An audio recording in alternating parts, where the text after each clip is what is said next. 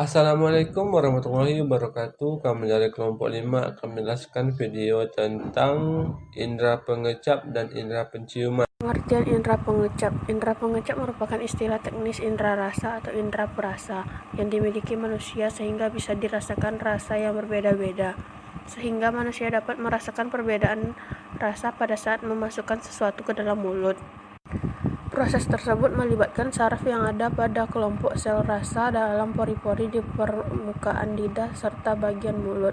Sedangkan proses pengecapan akan dimulai pada saat ada sesuatu yang masuk ke mulut serta ketika terjadi kontak dengan lidah atau pada area lain di mulut. Bagian-bagian lidah yang pertama yaitu radix lingua atau pangkal lidah, kedua dorsum lingua atau punggung lidah, ketiga apex lingua atau ujung lidah. Permukaan bawah lidah dinamakan frenulum. Papila-papila lidah yang pertama yaitu papila filiformis, sangat banyak dan menutupi 2/3 permukaan atas anterior lidah. Kedua, papila fungiformis, tersebar pada sisi dan apeks lidah, berbentuk mirip jamur. Ketiga, papila falata, berjumlah 10-12, terletak berderet tepat di depan sulcus terminalis. Fenomena cita rasa yang dapat dirasakan indera pengecap. Yang pertama adalah rasa manis. Umumnya, rasa manis terbentuk dari substansi gula dan alkohol. Selain itu, beberapa jenis asam amino juga terasa manis. Nah, beberapa contoh rasa asam manis biasa datang dari jus buah, madu, cake, permen, dan juga buah-buahan. Kemudian yang kedua adalah rasa asin. Makanan dengan kadar sodium seperti gorengan atau protein hewani biasanya terasa gurih atau asin. Nah, sodium diperlukan tubuh untuk menjaga keseimbangan kadar cairan dan elektrolit dalam tubuh. Rasa pahit.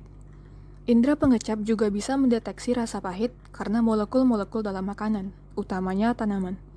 Pada zaman purba, penting untuk bisa mendeteksi rasa pahit ini untuk mengenali makanan mana yang beracun dan tidak boleh dimakan.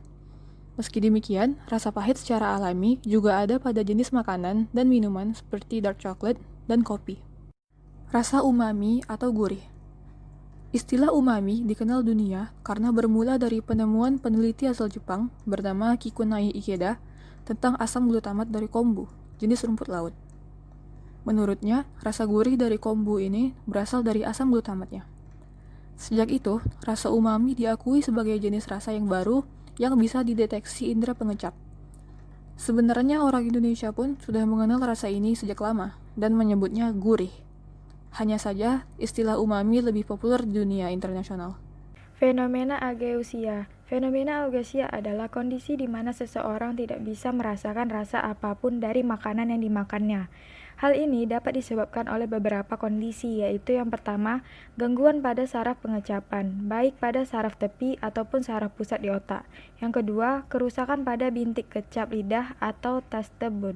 Fisiologi pengecapan, yaitu pengecapan merupakan fungsi puting pengecap atau papila pada lidah, dan manfaatnya terletak pada kenyataan bahwa kemungkinan seseorang memilih makanan yang menurut kesukaannya, dan mungkin juga menurut kebutuhan jaringan akan zat gizi tertentu. Fungsi pengecapan pada pencernaan. Lidah bisa bergerak bebas di dalam mulut, sehingga lidah dapat membantu mengolah makanan dan minuman dari padat menjadi lembek agar mudah untuk ditelan. Saat mengunyah, lidah dan pipi bekerja sama untuk menggerakkan makanan antara gigi sehingga bisa dikunyah. Lidah menekan makanan yang hancur atau bolus ke langit-langit dan menggerakkan bolus ke tenggorokan untuk memulai proses menelan, lalu masuk ke dalam lambung dan diolah oleh alat-alat pencernaan.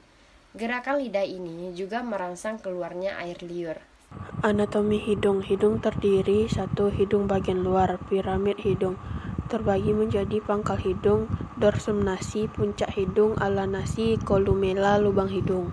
2. Rongga hidung atau kafum nasi, berbentuk terowongan dari depan ke belakang dipisahkan oleh septum nasi di bagian tengahnya menjadi kafum nasi kanan dan kiri. 3. Membran mukosa. Membran mukosa merupakan bagian yang melapisi sebagian besar area rongga hidung. Lapisan ini berfungsi untuk membuat udara yang kita hirup menjadi lebih lembab dan hangat. 4. Lubang sinus. Lubang sinus merupakan bagian dari struktur rongga hidung terdiri dari 4 jenis. 1. Sinus etmoidal, 2. Sinus maxilla, 3. Sinus frontalis, 4. Sinus sphenoidal. Fisiologi penghiduan. Hidung bekerja sebagai indera penghidu. dengan adanya mukosa olfaktorius pada atap rongga hidung, konka superior, dan sepertiga bagian atas septum.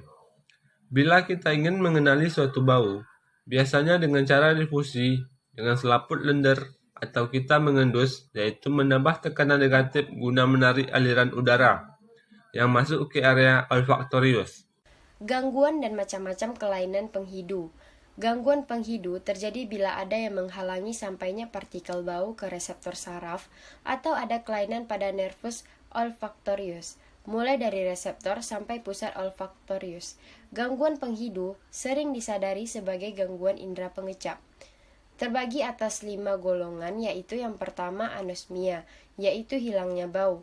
Yang kedua hiposmia, yaitu berkurangnya sensitivitas terhadap bau. Yang ketiga disosmia, yaitu distorsi persepsi bau. Yang keempat pantosmia, yaitu senses merasaan bau saat rangsangan sebenarnya tidak ada. Yang kelima yaitu agnosia, ketidakmampuan untuk membedakan dan identifikasi bau secara lisan, walaupun sebenarnya kemampuan untuk membedakan bau masih dalam batas normal. Kaitan antara indera pengecap dan indera penghidu. Penghidu dan pengecap merupakan aktivitas yang membutuhkan molekul kimia sebagai rangsangan, karena sel saraf kedua pengindera tersebut merupakan kemoreseptor yang berbeda dengan sifat sel saraf pada penglihatan dan pendengaran. Penghidu dan pengecap merupakan kedua indera yang saling berkaitan, terutama dalam hal merasa makanan. Selain itu, kedua indera tersebut juga berkaitan dengan fungsi gastrointestinal dalam mengubah nafsu makan, sehingga disebut indera viresal, walaupun fungsi berkaitan secara anatomi dan neurologi. Baiklah, demikianlah penjelasan video tentang indera pengecap dan indera pembau. Apabila ada kesalahan kata, mohon dimaafkan. Wabillahi taufiq wal hidayah. Wassalamualaikum warahmatullahi wabarakatuh.